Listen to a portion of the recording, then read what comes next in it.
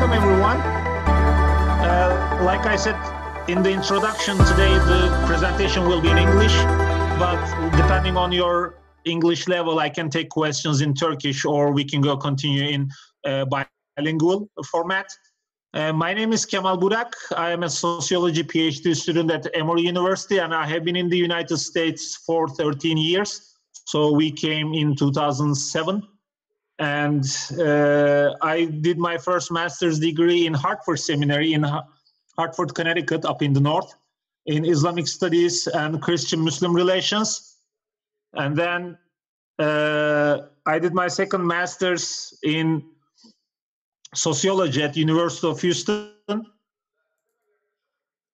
And later on, I got accepted by Emory University for PhD program in sociology. So this is my 5th year in the program, and I'm still continuing my studies. I'm writing my dissertation, and at the same time, I try to volunteer for interfaith and intercultural dialogue programs. And let me share my screen. We talked about the first part of Prophet Muhammad, peace be upon him, in his life, and it was the Meccan period. Now we are going to talk about the Medina period, and as you can see in this Mecca versus Medina in the map on the right side of on the corner of the page, Medina is almost like 1 week travel in the past, and it's the northwest side of Mecca. And this was where Prophet Muhammad emigrated with E, not with I, not immigrate, but emigrate with E. And then he moved on with his friends from Mecca to Medina. So this was the last part that we stopped last week. Today I'm going to talk about 2 things, guys. Number 1, we are going to talk about what happened after he emigrated to Medina. In 622, all the way he's passing away in 632. And then his personality, what kind of person Prophet Muhammad, peace be upon him. So we are going to talk about these 2 issues, but I will mainly talk about his personality rather than the other political issues of the day. Because unfortunately, a lot of the times, guys, what happens is even we make the same mistake most of the time. People only talk about the wars or the battles Prophet Muhammad engaged. Whereas all these wars and battles, they only took like maybe a couple of hours in total, not even a day. But we are talking about a 10-year or a decade of period, and in which Prophet Muhammad did some other things, not wars and battles or expeditions type of things. And the problem was, unfortunately, Prophet Muhammad, like I said, when he made all these wars, these were usually the defense wars, all right? And Muslims were the ones who were attacked first, especially at the time of the Prophet. And here what we are going to start, attacks on Muslims. Because after Prophet Muhammad and his friends emigrated to Medina, let me check, there's some, no, Sibel Hanım is not doing a class right now. She's not holding a class right now, if I'm not mistaken. This is our weekly advanced level type of English class. Let me also say in Turkish, arkadaşlar bu haftada bir pazar günleri buranın saatiyle 1'de Türkiye saatiyle 8'de yaptığımız üst düzey İngilizce dersi. Eğer İngilizcenizin yeterli olduğunu inanmıyorsanız yani kalmak zorunda değilsiniz ama en azından belli bir seviye İngilizceniz varsa mutlaka kalmanızı tavsiye ederiz. Çünkü kulak aşinalığı denen şey de çok önemlidir. Çünkü burada size aslında bilmediğiniz bir şey anlatmıyorum. Peygamber Efendimizin hayatından bahsediyorum ama kavramların çoğu İngilizce olarak size aşina olmayabilir. O yüzden de kalmanızı tavsiye ederim. Çünkü çoğu arkadaş burada 10 yıl bile kalan, bazı arkadaşlar 10 yıl, 12 yıl İslami terimlerin, dini terminolojinin İngilizcesini bilmiyorlar. O yüzden de Amerikalılarla konuşurken tam manasıyla kendilerinden veya İslamiyet'ten bahsedemiyorlar. Müslümanları şey yapamıyorlar. Müslümanlık hakkında, İslam hakkında tam bilgi veremiyorlar. O yüzden kavramların İngilizcesini bilmeniz çok önemli olduğunu düşünüyorum. Anyway, let's continue, guys. So, how did these attacks take place? First and foremost, when people emigrated from Mecca to Medina, they didn't bring any properties with them. Property, mal mülk. They didn't bring any assets, varlık. They didn't bring any financial or any other monetary assets with them to Medina. So almost everything was left in Medina. Think about the current situation in Turkey. People pretty much, unfortunately, are having similar experiences. A lot of people had to leave their homelands, which is Turkey in this case. They went to Greece, Germany, Netherlands, United States, Canada, and many other countries. And unfortunately, they have to leave almost everything back in Turkey. And this was what happened when Prophet Muhammad was also back in Mecca. They had to leave everything behind, and they had to start a life from the scratch, all right? And later on, the Meccans, they decided to confiscate. Confiscate means in Turkish, el koymak. Okay, or seize de el koymak demek. They confiscated all the properties of Muslims back in Mecca. So they tried to sell them by doing some business trips to other places like Damascus or some other places, Yemen maybe, or maybe Abyssinia or currently Ethiopia. So they made sure that they wanted to sell everything, all the properties or all the products, basically, ürün they used to have. And Muslims, upon hearing this, they decided to save their properties because they didn't want their properties or products to be sold in outside markets or not to be sold in any other market as well, not in Mecca either. So they decided to interfere with this move. And when Meccans heard about it, they said, oh, okay, looks like Muslims are attacking our caravans. Kervan demek biliyorsunuz. They're attacking our caravans. So what are we going to do about it? We attack them first. So Meccans basically with the commander means komutan, with Commander Abu Sufyan and other people, they tried to attack Muslims who were actually only wanted to get their properties back. So there was a battle in Badr, and Muslims won that battle. But like I said before, this was initially an attack on Muslims. And later on, almost all the battles at the time of Prophet Muhammad was an attack on Muslims. The only exception, and it wasn't a war basically, conquest of Mecca. Almost 8 years later, Prophet Muhammad conquered, fethetmek, conquest, fetih, conquered Mecca, and he didn't make any bloodshed. There was no bloodshed when he conquered Mecca. And we are going to talk more about his compassion and love for his people in a minute when we talk about his personality. And when Muslims later on came back after Badr, they just continued their community building efforts. And Prophet Muhammad made everybody to brother and sister to each other. A kind of brotherhood and sisterhood was formed in Medina. And that way, Ansar, or the people who were welcoming the Muslims, or the Muhajirun, people who emigrated from Mecca, they were made brothers and sisters by Prophet Muhammad. And Prophet Muhammad also chose, who did he choose as his brother when he emigrated to Medina? Do you know this question? Do you know this the answer of this question, guys? You can write your answers in chat.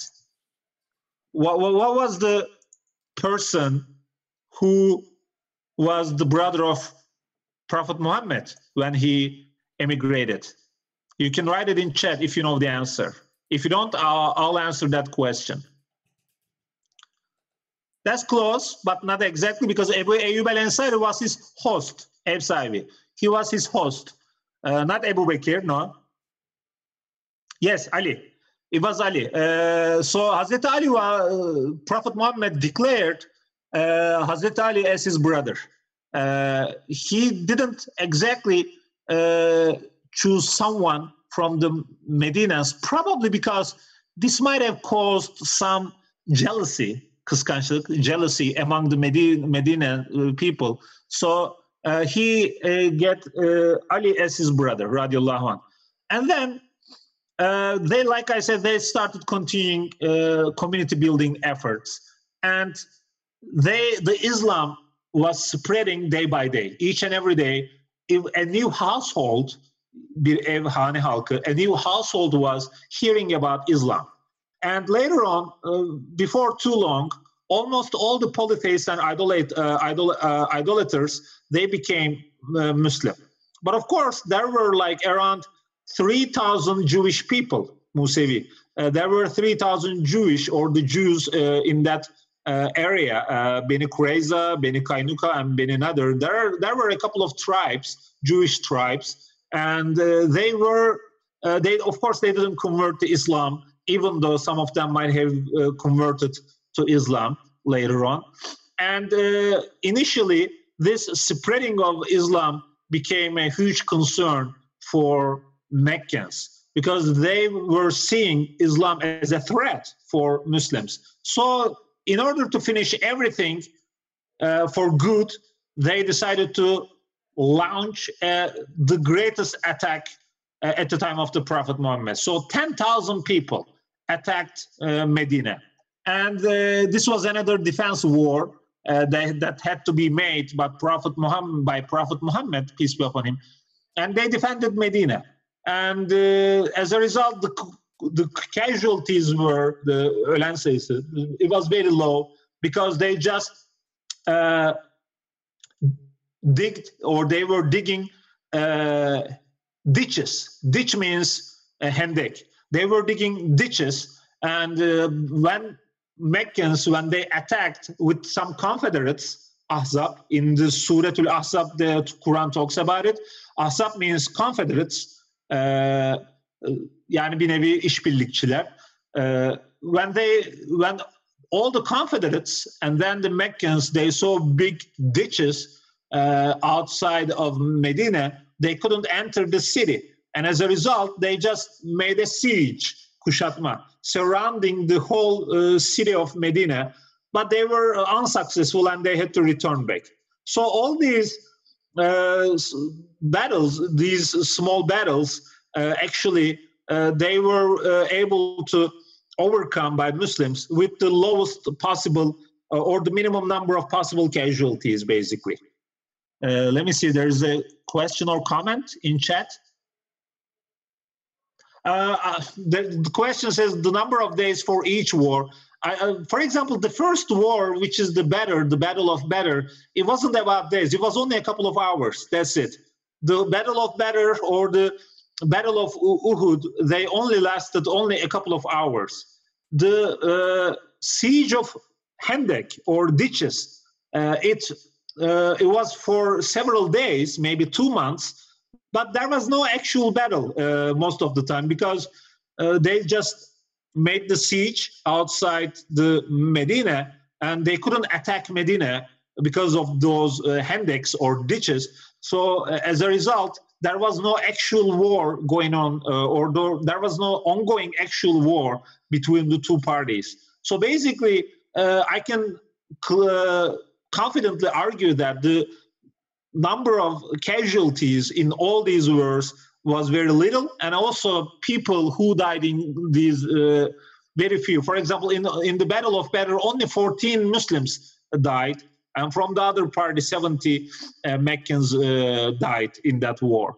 So as a result, most of these wars were just a couple of hour affairs. But unfortunately, when people talking about the Medina period, and we also make the same mistake most of the time, they unfortunately always focus on the wars. My focus will be on the personality and community building efforts of Prophet Muhammad, peace be upon him. So, yeah, Mr. Hailamaz says it's around 13 hours. You're right. There's not many. It's almost half a day. The whole 10-year period, only half a day. All right. And after these attacks, and when these attacks were overcome, Muslims, basically Islam spread. Here you see, let me change it to laser pointer. Yes, this is the current Saudi Arabia, but this is the Arabian Peninsula, the whole. So the Muslim, the spread of Islam was all the Arabian Peninsula. Peninsula means Yarımada in Turkish. So the whole Arabian Peninsula, basically, by the time Prophet Muhammad passed away in 632, and just before he passed away, he spoke to more than 100,000 people in his farewell pilgrimage. Farewell pilgrimage is Veda Hajj. So he spoke to more than 100,000 people, and he just said, basically, goodbye to everyone, because he talked about the rights and duties and responsibilities of all the Muslims from that moment on all the way to the Judgment Day, Kıyamet Günü. Yeah, some people have some sound issues. I don't know what to do about it. Try to turn on your mic, or sorry, turn on your head speaker on, or audio options on. I'm sorry, but I didn't, set up the system. I'm also using the system by the moderators, the admins. Kıyamet Günü means Judgment Day. Judgment Day. Sometimes they say Doomsday, especially in Judeo-Christian context, yani Hristiyan ve Musevi kontekstinde Doomsday de diyorlar. Apocalypse, also they say Apocalypse. Let me write it down. Judgment Day, Doomsday. Bunlar hep kıyamet günü demek arkadaşlar. Apocalypse ya da Apocalypse de diyorlar. Depending on the pronunciation. Apocalypse. Apocalyptic event, for example, we say. Apocalyptic event means an event which happens just before the Doomsday or the Judgment Day. All right?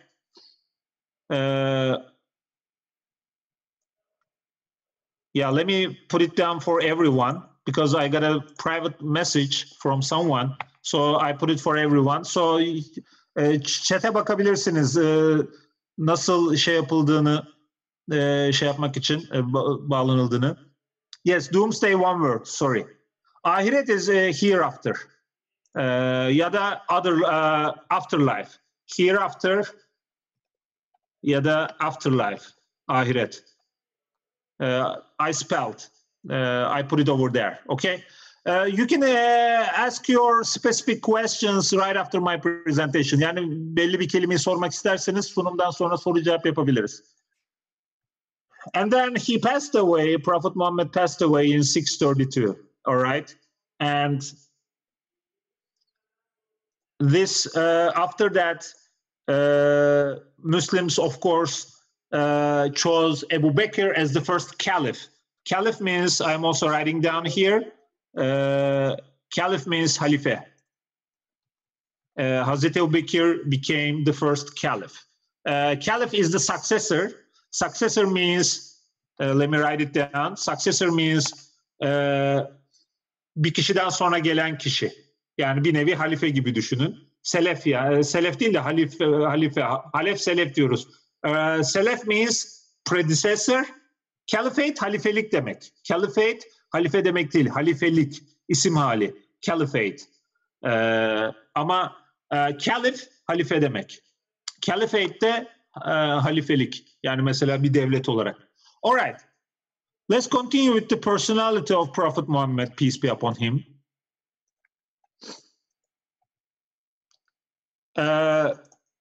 His personality, there are a couple of things that I would like to mention about his personality. Of course, I can add many more titles here, but I would like to mention only a couple of his most conspicuous, most obvious personality traits, karakter özellikleri. And starting with first and foremost, Prophet Muhammad had love and respect for all living beings. He loved everyone regardless of their background, social status, or anything else. Let's start with the respect, and I'll continue with the love. When people talk about Prophet Muhammad's respect for everyone, I immediately remember one obvious example. One day, there was a Jewish funeral going on, passing in front of Prophet Muhammad, and at the time he was sitting. And as soon as he saw the funeral group going on or walking in front of him, he stood up and he showed his tribute or respect to that deceased or that person. And people said, Muslim people around him, his friends, said, hey, this was a Jewish guy. He wasn't Muslim at all. And he said, but he was a human being. So I think this is a very important point, guys, that whatever that person, what religion or what background, social, economic, whatever background they belonged, Prophet Muhammad, peace be upon him, which is abbreviated here as pbuh, sallallahu alaihi wasallam, it means sallallahu alaihi wasallam.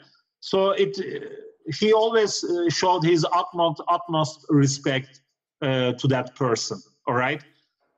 And as for the love, he used to love, he would love everyone. And I would like to give a couple of examples about it. Somebody raised her hand. Go ahead, please, Merve. Will you have a question or comment? You can write it down if you can't speak, because as far as I know, okay, no problem. It was just a mistake, no problem. And so he had, for example, let me start about the love of humanity that he showed, also his compassion and love. Compassion and love was kind of side by side. They were side by side for Prophet Muhammad, basically. And when after the conquest of Mecca, for example, compassion, yes, it means shefkat. When he completed the conquest of Mecca, he asked the Meccans, who were maybe trembling with, shaking and trembling with fear, he said, what do you expect me from me? Hani biliyorsunuz hikayeyi, benden ne bekliyorsunuz diyor Mekkelilere. What do you expect from me? And all the Meccans said, hey, you are a nice person. You were, they use the term Kareem. Kareem means like gracious or kind. You are a kind person. You are the kind son or the child of a kind person. So we only expect kindness or favor or goodness from you. So he said, okay, I forgave all of you. And think about it. Think about the context, the situation, because these people tortured and oppressed and persecuted Prophet Muhammad and his friends for many, many years, especially in Meccan period. For 12 years, they did nothing but other than torturing, persecuting, and oppressing Muslims, starting with Prophet Muhammad. For example, when he was one day praying in Kaaba, they put the stomach of a camel on top of his head. So basically, and when he went to another town to spread Islam, they stoned him. Taşlamak, stone. Stone, taşlamak anlamında da kullanılıyor fiil olarak. That's why stone means taşlamak. He was stoned in Taif, as you know. Yes, stone. You're right. So basically, he only showed his compassion and love for these people, even after all these years. He could have easily got his revenge. Revenge means intikam. He could have got his revenge, and he could have said, I'm going to kill all of you guys. But he didn't say this. Instead, what he did was, he forgave everybody. He pardoned, pardon diye yazılıyor, o da affetmek demek. He pardoned basically everybody. And this is one example of the love he shows for his friends and other community members. And I will give you more examples like that. But I would like to continue with his compassionate and his compassion and kindness, and also his humility and modesty. I'll combine all these examples together here. Sometimes I am looking at the chat because there's always something. Pardon. Yes, like this. Past form. He was humble, mütevazi, and modest. Alçak gönüllü. He was always humble and modest. Once a person met him for the first time, and he started shaking and trembling with fear. And he said, "Why are you trembling?" Prophet Muhammad asked. And he was just, maybe because of the awe, the hashiyat, or because of his charisma, we don't know. He was trembling. And "Fear not, my friend," he said, "fear not. I am the son of a woman who used to eat black bread." So, kara ekmek yiyen bir kadının çocuğuyum diyor. I used to be the son of a lady who used to eat, or I am the son of a lady who used to eat black bread. So basically, he shows that he tells everybody that he is just like any other person. That's why when somebody, for example, came to the presence of Prophet Muhammad, presence means burada huzur anlamında, hani huzuruna gelmek anlamında, hani hissettiğimiz iç huzuru değil de birinin huzuruna gelmek derken, mesela Allah'ın huzuruna derken presence diyebilirsiniz. His presence, presence of Allah ya da işte presence of Prophet Muhammad gibi kullanabilirsiniz. And when somebody came to the presence of Prophet Muhammad, and when he was sitting with his friends or some other people, he would always, the person who comes to his presence, he wouldn't distinguish which person was Prophet Muhammad if he had never seen him before. And distinguish, burada ayırt etmek. When they came for the first time to the presence of Prophet Muhammad, they will try to find out which person could be Prophet Muhammad. And most of the time, they would go to Abu Bakr radiallahu anh, accidentally or by mistake, and they will say, "Hey, how are you, Muhammad?" type of things, or "Salamun alaykum, Muhammad" type of thing, or "Assalam, Muhammad." But Abu Bakr always was pointing to the direction of Prophet Muhammad. So it shows first and foremost his humility and modesty, because he wasn't sitting on a throne. Throne means taht. He wasn't sitting on a throne or like a king. And that's why he was just like any other ordinary person. And this would make people, most of the time, can't or unable to distinguish Prophet Muhammad from any other human being or person in that region. Yes, there's a question. Go ahead, Musa. You can write it down if you can talk, because I think the host muted everybody. Herkesin sesini kıstı galiba. Before God, yes, you can also say before God instead of the presence of God. Yes, absolutely. Sometimes you can use always different alternatives. There's no only one word. You can always use many different alternatives as well.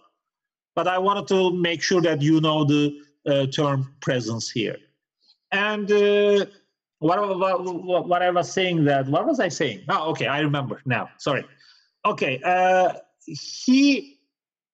another beautiful example is, I think it is also about the servant leadership Prophet Muhammad showed to other people. Servant leadership. Servant leadership is a new term in the West. It was coined in 1978 or 1979.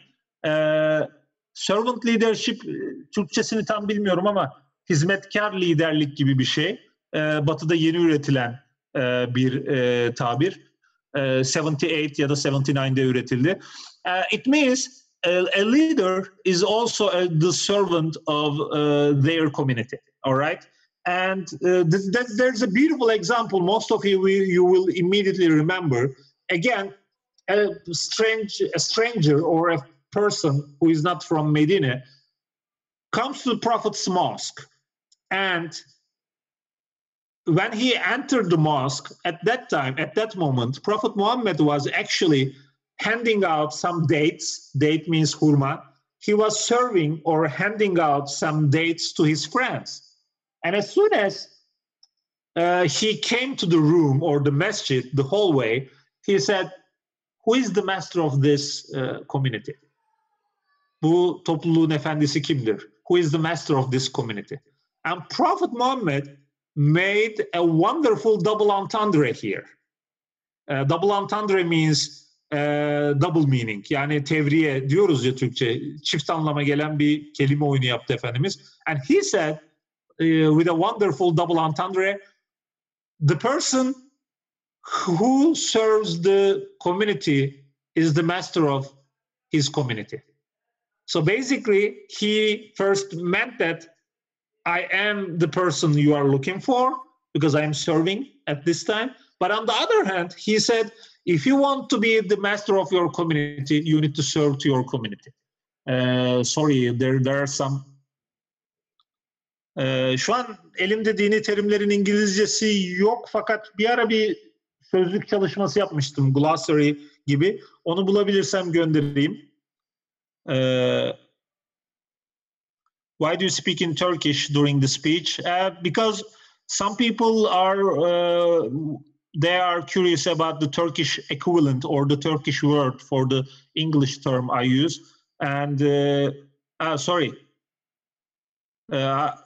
I thought everybody is a Turkish speaker here. That's why I shared this. But I'll only speak in English, and I'll write it down. I'll write it down if it is something. If you have any question, I can write it down, the Turkish word, in the chat. Thank you for this heads up. I really appreciate. Apologies for those who don't speak any Turkish. It was my bad assumption that I assumed that everybody was a Turkish speaker in this audience. Again, sorry about that. Anyway, so basically with this beautiful wordplay, he gave a beautiful lesson to everybody. He said, I might use Turkish only one word, just to say the Turkish equivalent of it, all right? But I will not speak in Turkish. I will only give the Turkish translation, 1 or 2 word translation, but other than that, I will not speak any Turkish. Anyway, so basically he was teaching a beautiful lesson to everybody, people who will come after him as well, saying that, hey, if you want to be the master of your community, if you want to be a leader in your community, just serve them. And I think this is a very apt phrase, because sometimes some leaders, they only give orders. Hey, do this. Hey, do that. Hey, such and such, you and you guys do this. No, you should be doing it by yourself. This is a beautiful example to be a leader in the community.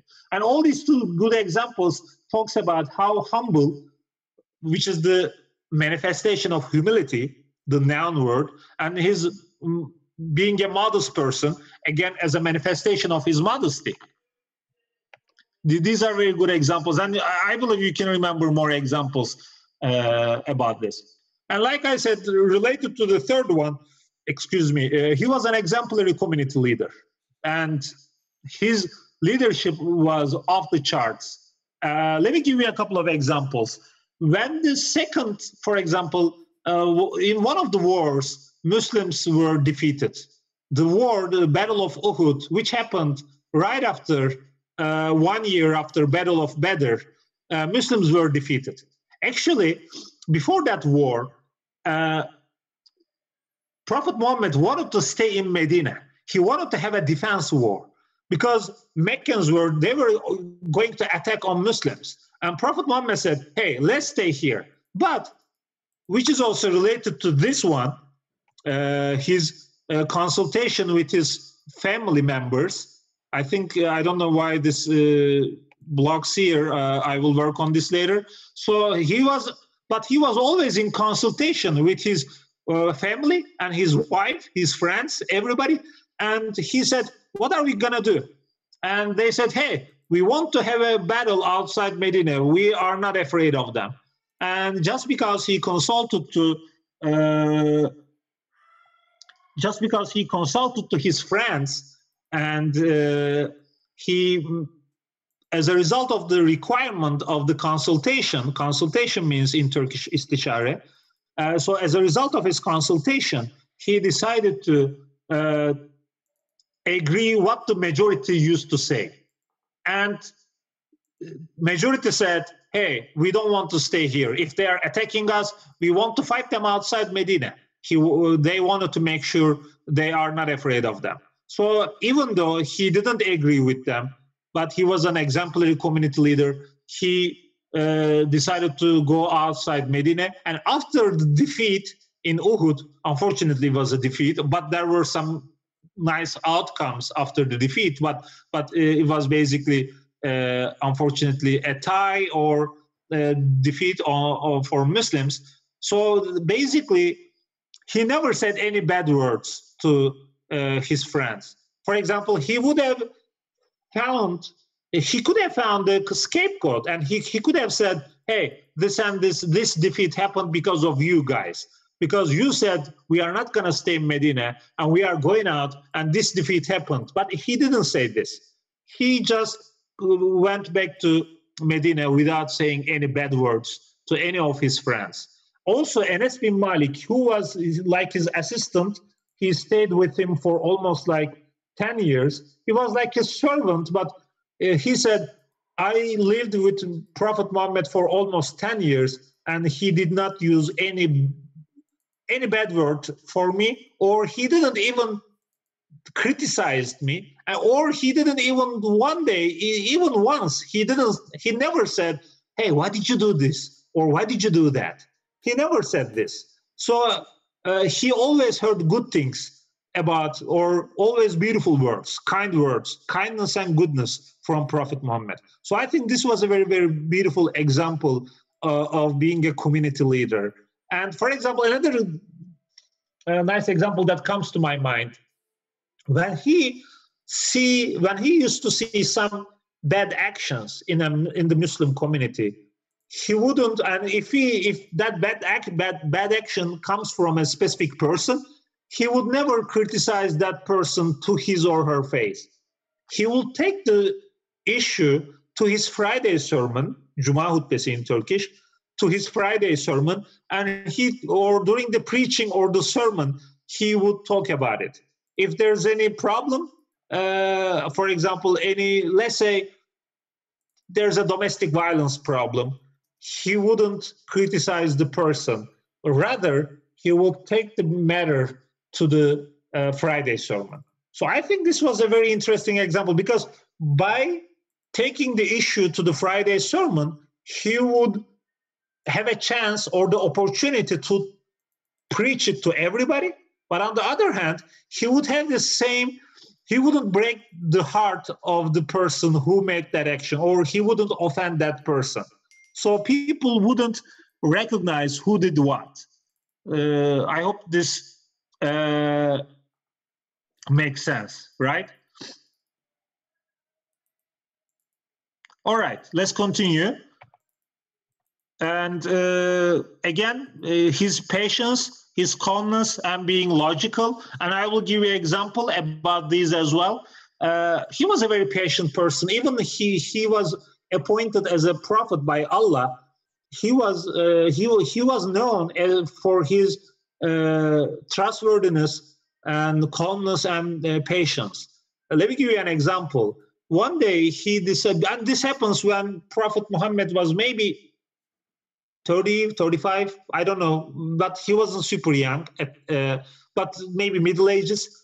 And he was going to meet a younger person, and they decided to agree to meet on one specific point or location or spot. And Prophet Muhammad came to the meeting point or location, but the other person didn't come. And Prophet Muhammad waited for that person without leaving anywhere, maybe just for the call of nature, hajat or some other things.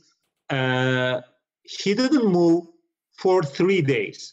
He waited for the guy for 72 hours, And when the guy finally appeared, he said, "Young man, you made me tired." Imagine the situation, guys. You wait for another person for 3 days, 72 hours. If I were him, even if I wait like 1 hour, I would probably say, "Hey, I have been here for an hour. Where have you been? My time is precious. Where are you?" I would probably say this. But Prophet Muhammad, his time was also precious, but he waited for 72 hours and he didn't say any one single bad word to that person. I think this is very commendable and very exemplary, beautiful. Hajat, there. Oh, sorry. Wait a minute. I think I messed it up. I will share just a minute. I was trying to write something on the chat button, but suddenly my PowerPoint slide completely gone. Let me share my screen again. Okay, sorry about that technical difficulty. We are in 2020, but we have still technical difficulties. Sorry about that. Anyway, there's a kind word for hacet in Turkish we use. It's called call of nature. Yani doğanın çağrısı. Necessity o başka bir şey arkadaşlar. If you say I have a call of nature, it means Americans or the people, the English-speaking people will understand that you need to go to the toilet or go to the restroom. Okay, call of nature. Yani güzel bir euphemism. Call of nature, doğanın çağrısı. Yani hacetin gelmesi demek bu arkadaşlar. Bu tabir güzel bir tabirdir. Call of nature. And also another calmness or logical, let me give you an example about his logical explanations. One day, I'll give you 2 examples. There was a guy, his name was Hussein, and he was not a Muslim. He was a polytheist. He believed many different gods, and he came and Prophet Muhammad, probably he knew that he was a polytheist, so he approached him and he said, "Hussein, how many gods do you believe in?"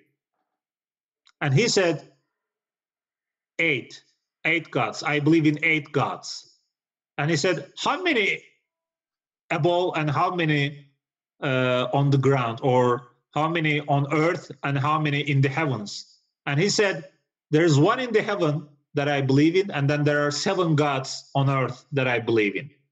And Prophet Muhammad said, for example, he never said, "Oh, this is blasphemy." Blasphemy in Turkish, bir nevi küfür gibi, yani küfür icmam eden söz gibi. Blasphemy, yani böyle sapkınca söz, küfür sözü. He never said this is blasphemy. He didn't say this. He made up with a beautiful counter argument. He said, "Okay, Hussein, when you get sick, who do you pray for your cure?" And he said, "The one the one above," he said. And then he said, "When you are in trouble, from whom do you ask for help?" And he said, "The one above, or the one in the heavens." And then when you have some other needs, this might be a financial need or maybe some other needs, there is some kind of catastrophe or trouble on you, whose help are you asking for? And he said, "The one in the heavens." And then Prophet Muhammad concluded with a beautiful, conclusion. And he said, "You associate partners means şirk koşmak. You associate partners with the one in heavens, although you ask for everything, you ask everything from him. Do you think it is fair?" And now he basically and logically persuaded Hussein that way he wouldn't, he probably realized what kind of mistake he was making. And then from that moment on, he became Muslim. So he completely denounced. Denounce means in Turkish geride bırakmak ya da bırakmak, atmak. he denounced all the worldly or earthly gods, so to say, or the idols maybe. And so he decided to only believe in Allah. So this was a beautiful, logical explanation, all right? And another beautiful example, in Medina period, one of the companions of the Prophet, companion means Sahabi. Sahabi is singular, Sahabe is in Arabic plural. Sahabi means companions, Sahabi means one companion. So one Sahabi comes to Prophet Muhammad and he said, hey Muhammad, give me permission to commit adultery. Adultery means zina. And Prophet Muhammad didn't say, hey, what kind of request is this? Yani he didn't say, nasıl benden böyle bir şey isteyebilirsin? He didn't say, what kind of request is this? He said, okay. Of course, he didn't say, okay, to give permission, but rather to talk, to give, or to point out his own counter argument. He said, and think about it, Sahabe in general, they were so sensitive about certain things, they were just giving some anonymous names. Anonymous, anonym. Yani kim olduğu belli değil. We don't know who that person was. For example, in the previous example, we know that it was Hussein. But in this example, it is only a person. We don't know who he is. Okay? And Prophet Muhammad said, would you like the same thing happens to your sister? And he said, no, I wouldn't like it. Would you like the same thing happens to your mother? And he said, no, I wouldn't prefer it. Would you like the same thing happens to your aunt or your daughter? No, I wouldn't prefer it. Remember, Prophet Muhammad says, the person that you would like to commit adultery is the daughter of somebody, mother of somebody, or sister of somebody. So you should think twice before committing this. So then he prayed for him so that he would get rid of the desire to commit adultery. And then that person from that moment on became the most chaste person. Chaste means iffetli. Chastity means iffet. He became the most chaste person in that community. And one day even he became a martyr during a battle. And yes, fornication is different from adultery. Adultery happens between two married people. In fornication, one of them is, I think it was Juleybib, yes, yeah. But it's in the original one, I think in the original one, it's not talked about. They don't give any name, if I'm not mistaken. And by the way, I just got a kind of heads up that some people's cameras are turned on. So if you guys, if you don't know that your cameras are on, you might want to turn off your cameras. Bazı arkadaşların kameraları açıkmış. So just to give you a heads up, okay?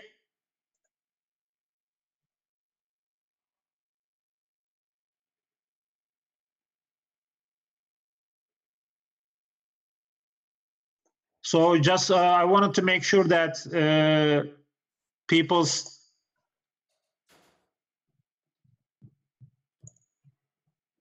So I wanted to make sure everybody's camera is turned off. Yani kameralarınız açıksa kapatabilirsiniz. Kapatmak zorunda değilseniz sadece yanlışlıkla açtıysanız söylemek için haber vereyim dedim. Yani kameranızı kapatın diye illa söylemiyorum. All right. Anyway, another thing was he was also very generous. For example, if somebody asks something from Prophet Muhammad, he would immediately give. He would never say no. He would always say yes. And when somebody says, for example, oh, I like your sweater, or I like your shirt, I like your whatever.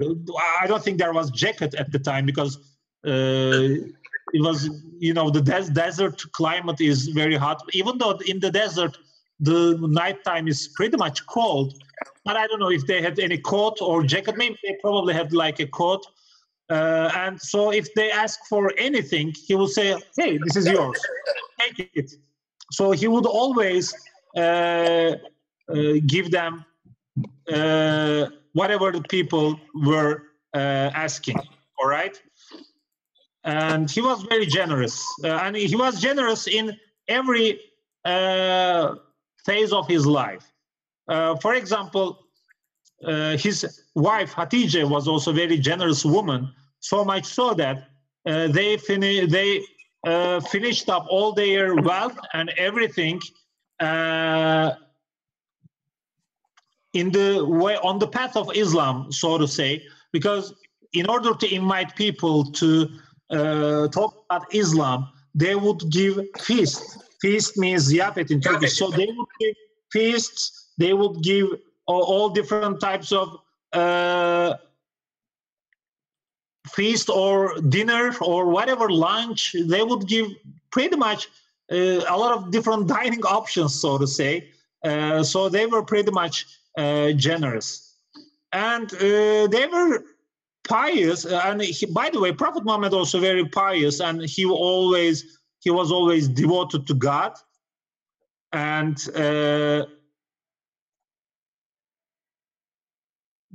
being devoted to God is something expected, but imagine this. He was one night, he was praying to Allah, and he was probably doing some extra prayer. And his wife, Aisha, said, "Hey, O Prophet, O Rasulullah, Allah forgave all your sins, past or present or future, but you are still worshiping to him." Prophet Muhammad said, shouldn't I be a person, shouldn't I be a thankful person to Allah? So I want to be a thankful, şükreden in Turkish, a thankful person to Allah. So he always committed some or made extra prayers. But he made sure that when he was praying with the community, he would usually keep his prayers short. He would usually keep his prayers short. Why? Because again, about his compassion. For example, he used to say, when I am praying in congregation means Jamaat. When I am praying in congregation, when I am leading the congregation, I hear a baby cry or baby weeping at the back of the rows, and I think that, oh, this baby's mother might be praying, so I should cut the prayer short. So most of the time, Prophet Muhammad, when he heard about any baby crying, he would cut the prayer short most of the time because of his compassion to the baby and the respect to the baby and their mother. All right. So, but when he was alone, when he was on his own, he would never keep it. He would always keep it longer. If it was an extra prayer, he would always keep it longer. But if it was a congregational prayer, he would keep it short so that it wouldn't be hard on everybody. Because remember, there's a very famous hadith which says, make it easy, kolaylaştırıp, and don't make it hard, in Turkish zorlaştırmayın, and always give good news or glad tidings, müjdeleyin, and don't make other people hate. Nefret ettirmeyin in Turkish. So making it easier is the principle in Islam. And Islam always gives some loopholes or some other nice alternative options if there is any option, possible option. For example, if you are too sick to fast means oruç tutmak, then you don't have to fast. For example, if you are diabetes, if you have diabetes, şeker hastalığı, or if you are diabetics, şeker hastalığı olan kişi, that means you don't have to you don't have to fast because people with diabetes, they have to take medication for maybe every couple of hours. So it is important that there is always an easy exit or easy way around in Islam for those who can't or who are unable to do it. All right, this concludes my presentation.